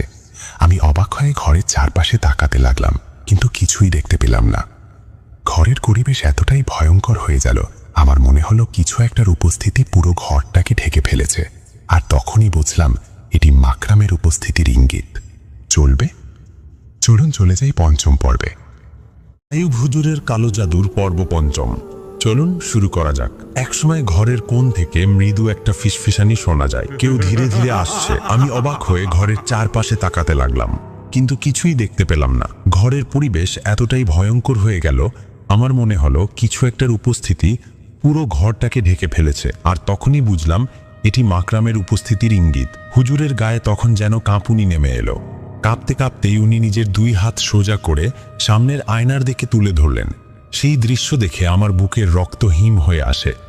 মনে হলো আয়নার ভেতর থেকে কেউ অদৃশ্য কিছু তার হাতে এগিয়ে দিচ্ছে। হুজুর সেই অদৃশ্য বস্তুটা কাঁপতে কাঁপতে গ্রহণ করলেন, কিন্তু সেটা কি আমরা কেউই দেখতে পাচ্ছিলাম না। প্রায় 40 সেকেন্ড ধরে এই অদ্ভুত ঘটনা চলল।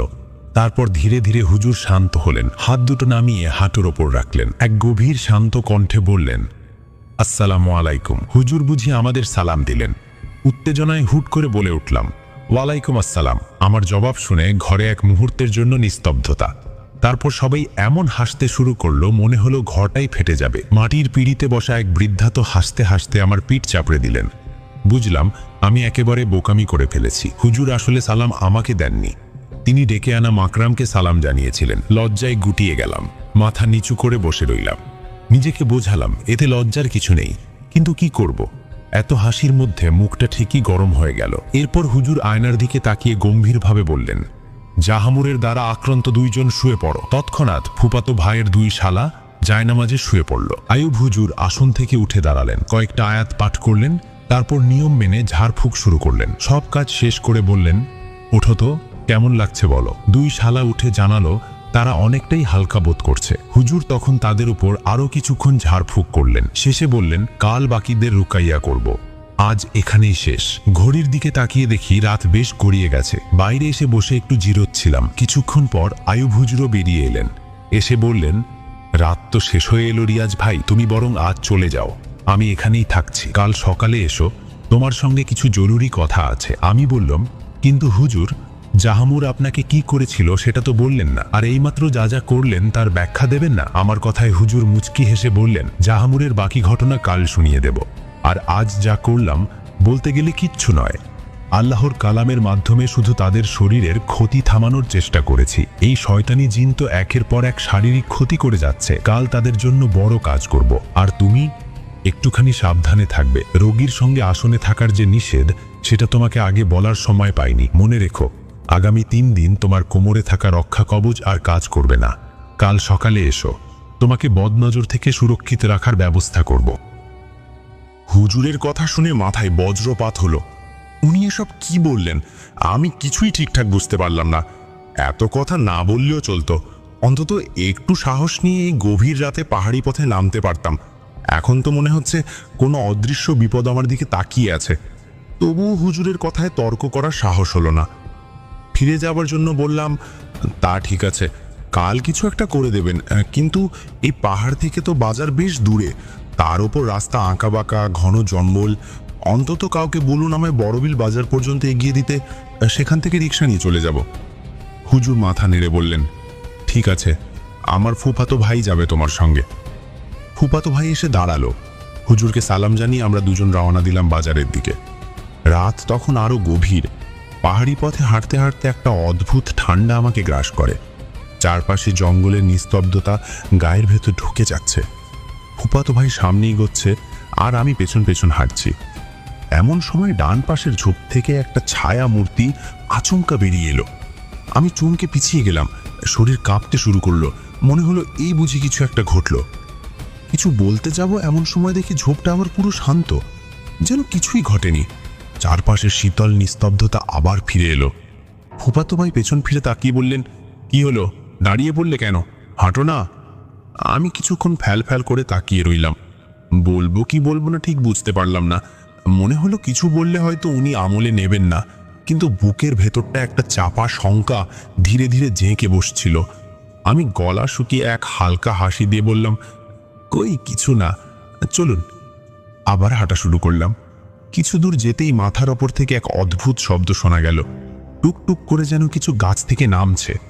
এতটাই গা ছমছমে লাগছিল যে মাথা তুলে তাকানোর সাহস পাচ্ছিলাম না, কিন্তু শেষমেশ সাহস করে উপরে তাকালাম।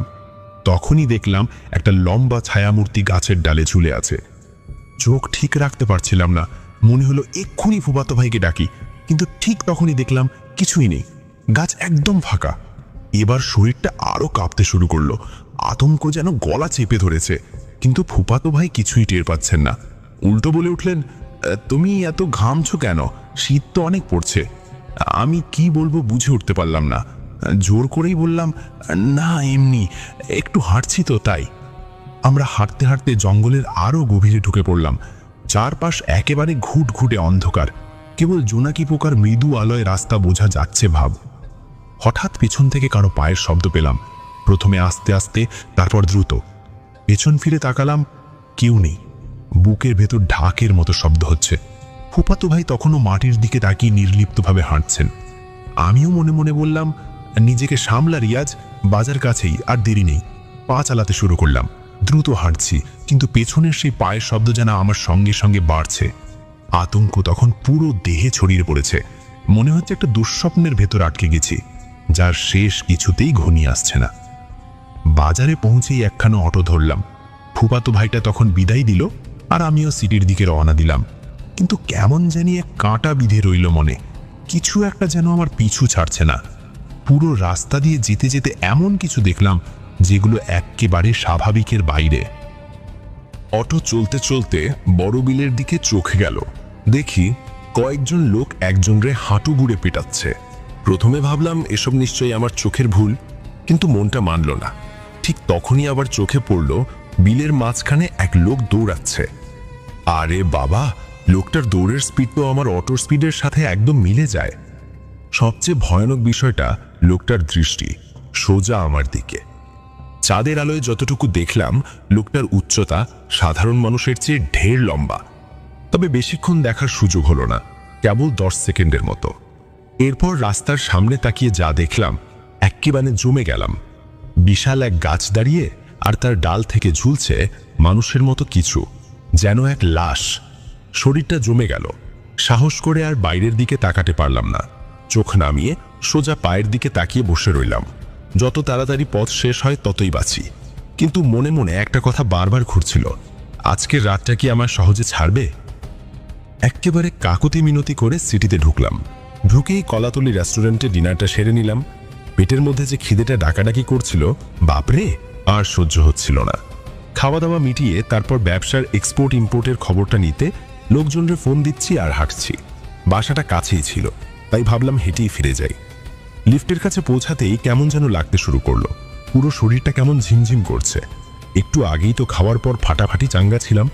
হঠাৎ কি এমন হলো যে এমন ফুরসতে পড়ে গেলাম। মনের মধ্যে খচখচ করতে লাগলো। গ্রাউন্ড ফ্লোরের লিফটের দরজার সিচুয়েশনটাও দেখি একেবারে ভৌতিক, যেই সব হরর সিনেমায় দেখা যায় ঠিক সেই রকম। আবার মাথার মধ্যে আয়ুব হুজুরের কথাগুলোও ভেসে উঠল।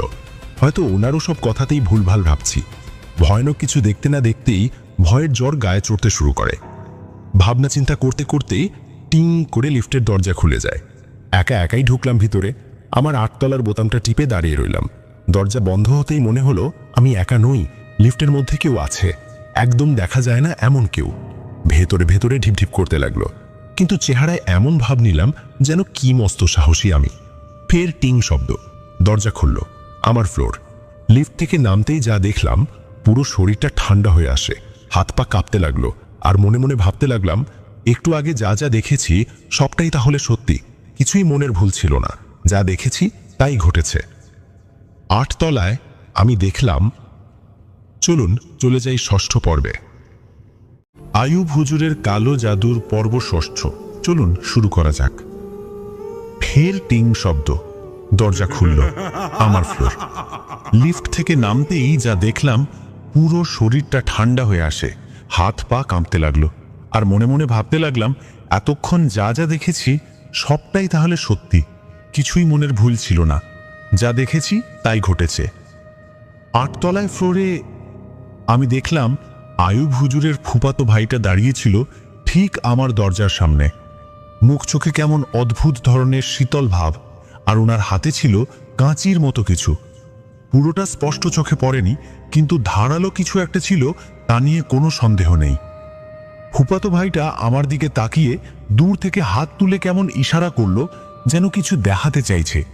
তারপর হঠাৎ করে দৌড়ে 8 তলার সিঁড়ির দিকে চলে যায়। আমি একদম হাঁ হয়ে দাঁড়িয়ে রইলাম। এতে এক ফোঁটাও সন্দেহ নেই যে উনি আয়ুব হুজুরের ফুফাতো ভাই না, তবে চেহারাটা হুবহু মিল, যেন একই চেহারার মুখোশ পড়ে এসেছে। কিন্তু হাতের ইশারার মানেটা কি তা মগজে ঢুকল না। আর এত বড় মিথ্যে দৃশ্য এত স্পষ্ট আগে কখনো দেখিনি। পুরো রাস্তা ধরে নিজের মনকে বারবার ভুল প্রমাণ করার চেষ্টা করলাম। শেষে যখন মনে হলো সবটাই মনের ভুল, তখনই এই অদ্ভুত শীতল স্রোত বয়ে গেল মনের ভেতর। অনেকক্ষণ অনমনে দাঁড়িয়ে থাকলাম। কি ভাবছিলাম মনে নেই। ধীরে ধীরে হুঁশ ফিরল। এবার রুমের দিকে হাঁটা দিলাম। আমার রুম 863 নাম্বার। পকেট থেকে চাবি বের করে তালায় লাগালাম। ঘরটা খুলে ভেতরে ঢুকতেই অদ্ভুত এক পরিবেশে পা রাখলাম। ঘরের ভেতর ঢুকতেই প্রথমেই মনে হলো কোনো কিছু আমার দিকে তাকিয়ে আছে। একটা তীব্র শীতল হাওয়া বয়ে যায়, অথচ জানালাগুলো বন্ধ। বাতাসের গন্ধে কেমন একটা পুরনো স্যাঁতস্যাঁতে গন্ধ মিশে আছে। দেওয়ালের উপর একটা চৌকোনা ছায়া কোথা থেকে যেন ভেসে এসেছে, অথচ ঘরের ভেতর কোনো আলো এমন পড়ে না। আমার বুকের ভেতরটা সংকুচিত হয়ে গেল। ঘরের কোণে রাখা ছোট্ট টেবিলটা নড়ল কি? চোখ কচলে আবার তাকালাম, কিছুই নেই। তবু মনে হচ্ছে কেউ আমার ঘরের কোণে দাঁড়িয়ে নিঃশ্বাস ফেলছে। বুকটা ধকধক করছে। ঝপ করে পাখাটা চালু হয়ে যায়, আবার হয়ে গেল বন্ধ। ঘড়ির কাঁটা থেমে গেছে। চারপাশ একেবারে নিস্তব্ধ। নিজেরই ধুকপুকানি নিজের কানে আসছে তখন। আর সহ্য করতে পারছিলাম না। এক ঝটকায় চেয়ারটা ঘুরিয়ে দেখলাম, কিছুই নেই। সবটা এক অদ্ভুত দুঃস্বপ্ন। অথচ এই মুহূর্তে দাঁড়িয়ে আমি জানি এটা স্বপ্ন নয়, ভয়ঙ্কর বাস্তব। রাত তখন 3টে ছুঁই। ঘুম তো দূর, চোখের পাতা পর্যন্ত এক হয়নি। মাথাটা কেমন যেন কাঁটা কাঁটা লাগছে। এই ঘরের এমন শীতল ডরানো পরিবেশে মস্তিষ্ক শান্ত থাকবে কি করে? জানলার কাঁচ বরাবর দু চোখ মেলে তাকিয়ে আছি। বাইরের বিল্ডিংগুলোর জানালায় লাইটগুলো জ্বলছে, সেসব দেখে যাচ্ছিলাম। হঠাৎ মনে হলো সব বিল্ডিংয়ের লাইট একে একে বড় হয়ে যাচ্ছে। না, আক্ষরিক অর্থে বড় না, যেন চোখের সামনে ফেটে পড়বে। মিনিট খানিক পর বুঝলাম লাইট নয়, আমারই চোখ ঝাপসা হয়ে আসছে। তাড়াতাড়ি হাত দিয়ে চোখ মুছে নিলাম। মুছে হাত নামানোর পর আবার নজর গেল পাশের বিল্ডিংয়ের ছাদের দিকে। একটা অবয়ব দাঁড়িয়ে আছে। ভাড়াটিয়ে নাকি ছাদে রাখা পলিথিনের প্যাকেট, কিছুই ঠাহর করতে পারলাম না। আবার একটু মাথা উঁচু করে ভালো করে দেখলাম, মূর্তির মতো স্থির দাঁড়িয়ে, নড়ছেও না চড়ছেও না। নিজেকে বোঝানোর চেষ্টা করছি যে এই কিছুই না। এমন সময় হঠাৎই সেই অবয়বটা এক লাফে ছাদ থেকে নিচে পড়ে গেল। আমার বুকের ভেতর থেকে দমটা আটকে গেল কয়েক সেকেন্ডের জন্য। ঘাবড়ে গিয়ে গায়ে থাকা কম্বলটা ঝপ করে মাথার উপর টেনে নিলাম। গুটি সুটি মেরে শুয়ে রইলাম। এতক্ষণে কানের কাছে ঠক ঠক শব্দ ভেসে আসছে। ঘরের ভেতর কারো উপস্থিতি। কেউ হাঁটছে, মাঝে মাঝে টেবিল থেকে কিছু একটা ফেলে দিচ্ছে। ঠক ঠক শব্দ পায়ের। অথচ সাহস করে মাথাটা বের করে তাকাতে পারছি না। কম্বলের ভেতরে কান গরম হয়ে গেছে। চুলের ফাঁক দিয়ে টপ টপ করে ঘাম গড়িয়ে পড়ছে। তবুও কম্বলের ভেতর থেকে বের হচ্ছি না। এভাবেই ভয় পেতে পেতে কখন ঘুমিয়ে পড়েছি কে জানে। সকাল। কিছু গাড়ি একসঙ্গে হর্ন দিল। বাইরের হট্টগোলে হঠাৎ ঘুমটা ভেঙে যায়। উঠে দেখি সকাল পুরোপুরি জেগে গেছে।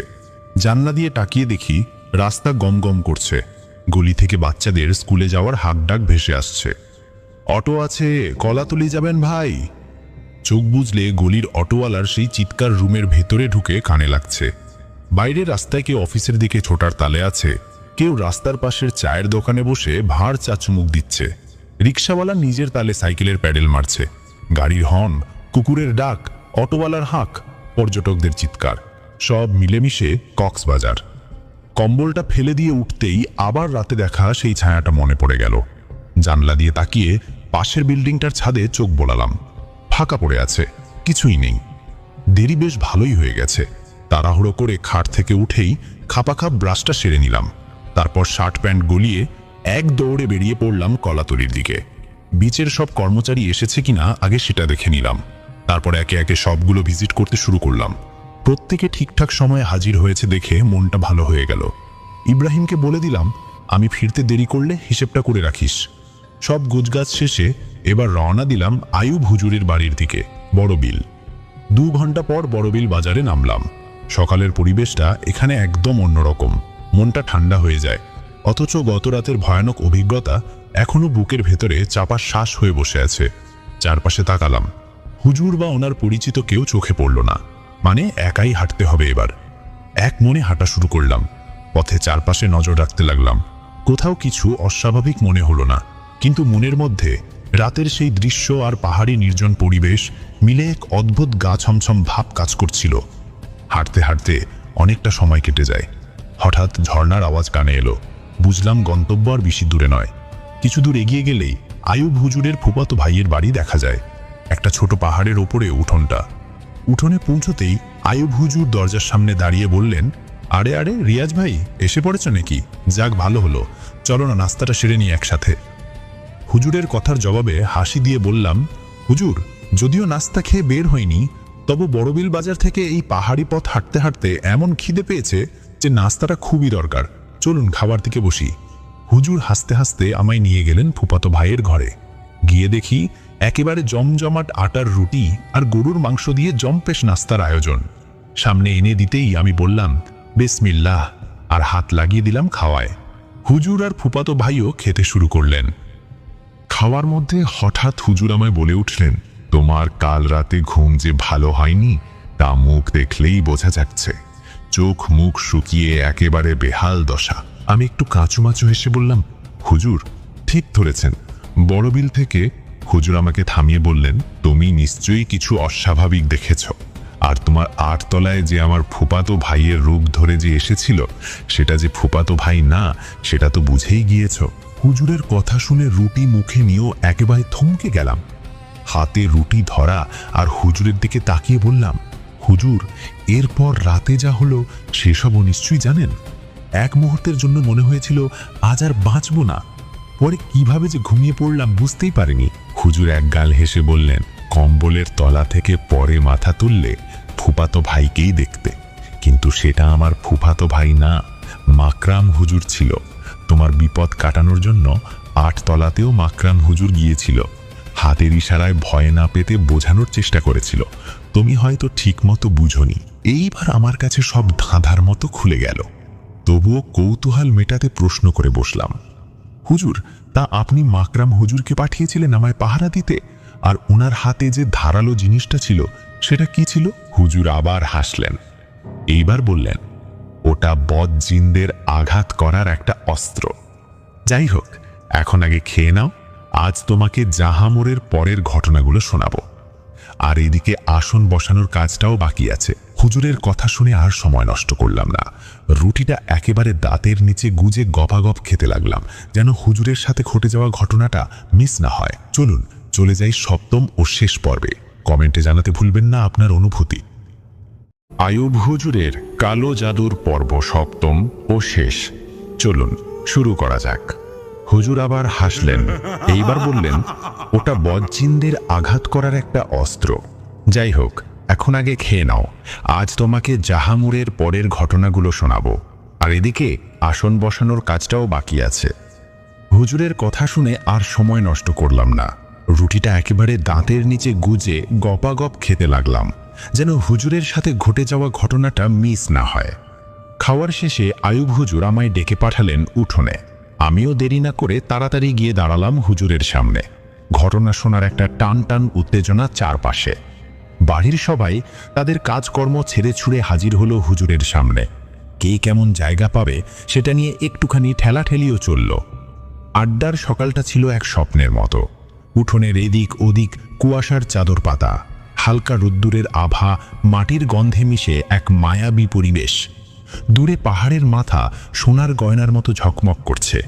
উঠোনের পাশের বাঁশঝাড়ে পাখির ডাক আর দূরে গরুর গলার ঘণ্টার শব্দ মিলে এক রকমের সুরের মূর্ছনা তৈরি করেছে।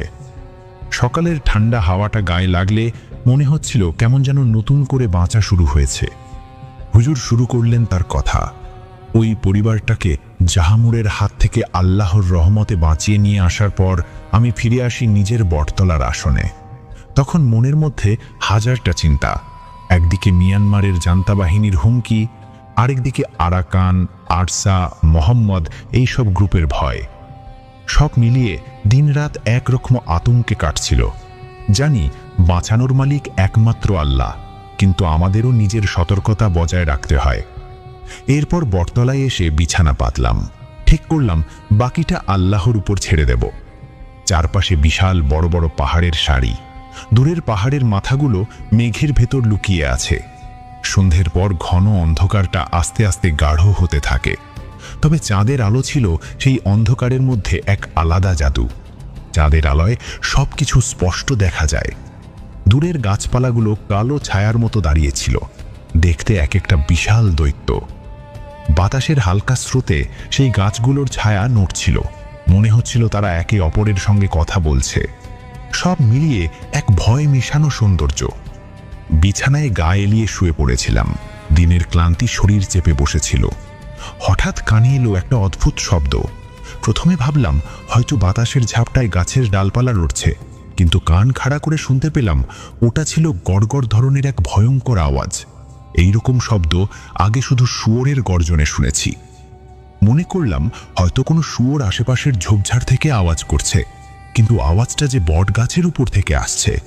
শরীরে একটা শিরশিরে ভাব চলে এলো। মনে হলো এ অস্বাভাবিক কিছু। মুখের উপর টানা কাঁথাটা সরিয়ে ধীরে ধীরে উপরে তাকালাম। কালো কিছু অবয়ব নড়ছে গাছের ডালপালার মধ্যে। চাঁদের আলোয় আবঝা আবঝা দেখতে পাচ্ছিলাম। তারা আমার দিকে তাকিয়ে আছে। মনে মনে বোঝার চেষ্টা করলাম ব্যাপারটা। তোমাদের তো জানা আছে আমি অন্য জগতের শক্তি দেখতে পাই।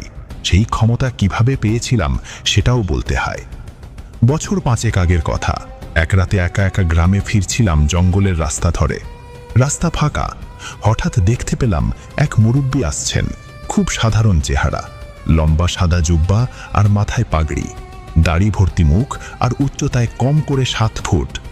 প্রথমে ভাবলাম গ্রামের কোনো বয়স্ক মানুষ, কিন্তু ওনার শরীর থেকে যে সুগন্ধটা বেরোচ্ছিল সেটা মানুষের হতে পারে না। তখনই বুঝলাম উনি অন্য জগতের জিন্নাত। উনি আমার সামনে এসে দাঁড়িয়ে বললেন, মেয়ের পেটে খুব যন্ত্রণা, আপনি যদি একটু পানি পড়া দেন। আমি বললাম, বোতলটা দিন। উনি খালি হাত বাড়ালেন আর আমি দেখলাম তার হাতে হঠাৎ করেই একটা পানি ভর্তি বোতল। একটুও ভয় পেলাম না, জানতাম উনি অন্য জগতের। বোতলটা হাতে নিয়ে আল্লাহর নাম নিয়ে কোরআনের কয়েকটা আয়াত পড়লাম। তারপর বোতলে ফুঁ দিয়ে সেটা ফেরত দিলাম।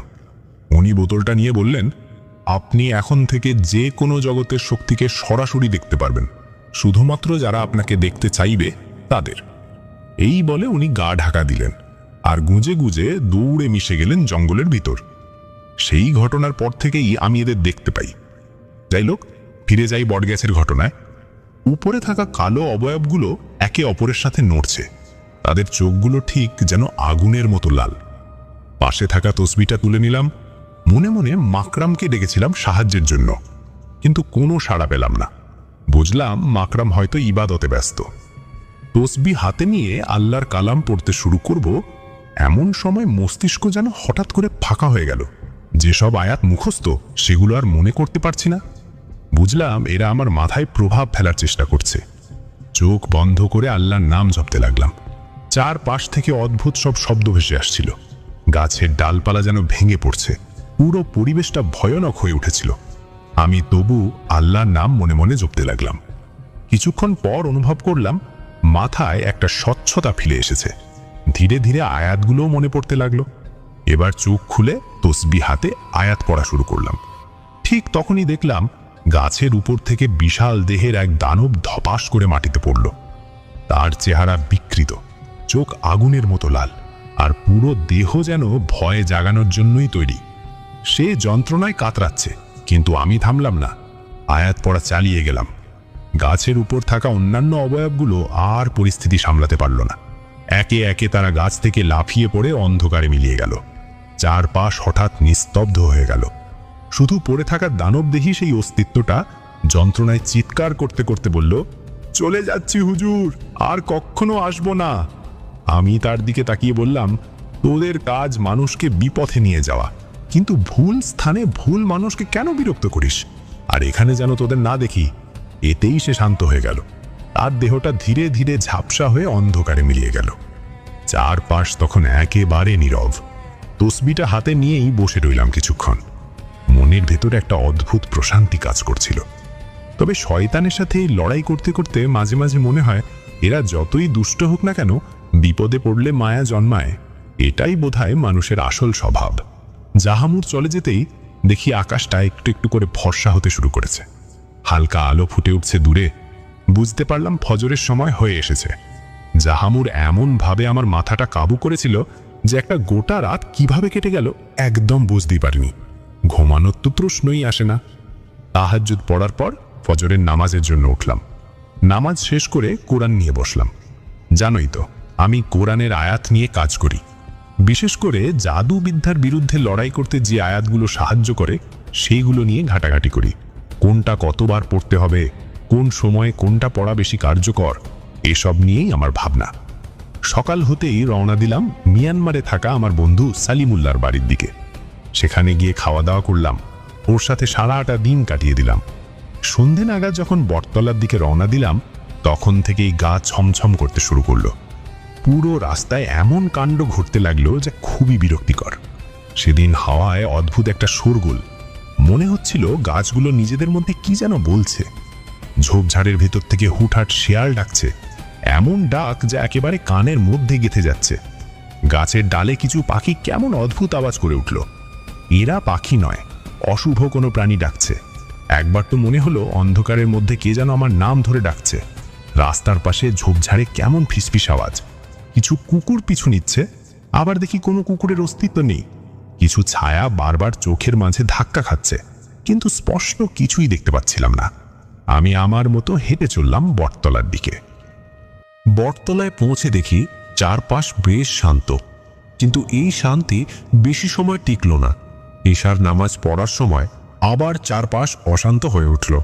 ভাগ্য ভালো সেদিন মাকরাম আমার সাথে ছিল। নামাজ পড়তে বসতেই টের পেলাম জাহামুর আমার ধ্যান ভাঙানোর চেষ্টা করছে, কিন্তু মাকরাম তাতে সামলাতে লাগলো।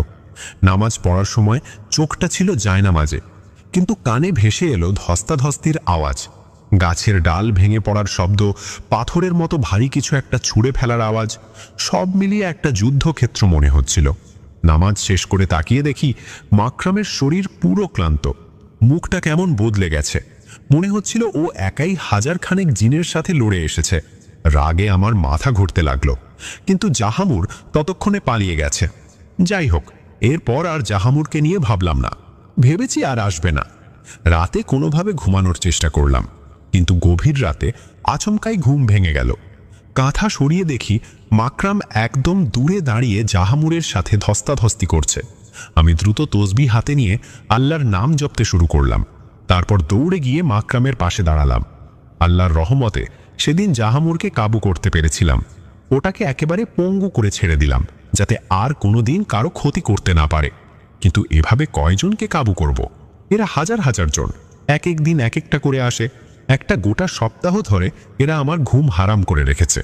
শেষমেশ নিজের আসন বসালাম।